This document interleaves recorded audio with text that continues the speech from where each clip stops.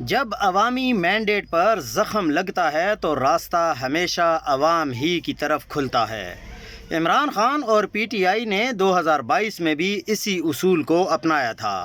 حکومت گرنے کے آثار نمایاں ہوئے تو عمران خان نے پورے ملک میں جلسوں کا سلسلہ شروع کیا، عوام کے سامنے اپنا مقدمہ رکھا اور پھر وہ بیانیہ تشکیل پایا جو آج تک کسی سیاسی قوت کے بس میں نہیں آیا کہ اسے توڑ سکے۔ اس بیانیے کا واحد جواب آج بھی وہی پرانا ہتھیار ہے: ڈنڈا، گرفتاری، دباؤ۔ مگر حیرت انگیز بات یہ ہے کہ عوام اب بھی اپنی جگہ سے ایک انچ پیچھے نہیں ہٹ رہے۔ دوسری جانب سہیل آفریدی کی آمد کے بعد بھی وہی سچ بار بار گونج رہا ہے: سیاست کی اصل قوت عوام ہے اور اصل فیصلہ بھی عوام ہی کریں گے۔ وہ بھی اسی رگ پر ہاتھ رکھ رہے ہیں: عوام کے پاس واپس جاؤ، ان سے طاقت لو اور انہیں طاقت دو۔ مسئلہ مقبولیت کا نہیں، سوچ کا ہے۔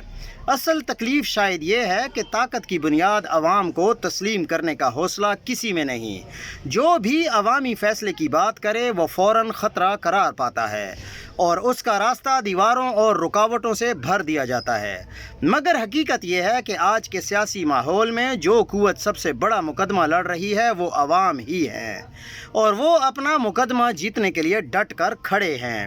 طاقت اگر کہیں ہے تو عوام کے پاس ہے۔ سیاست میں بقا بھی انہی کے فیصلے سے ہے اور کل کا راستہ بھی انہی کی مرضی سے طے ہوگا۔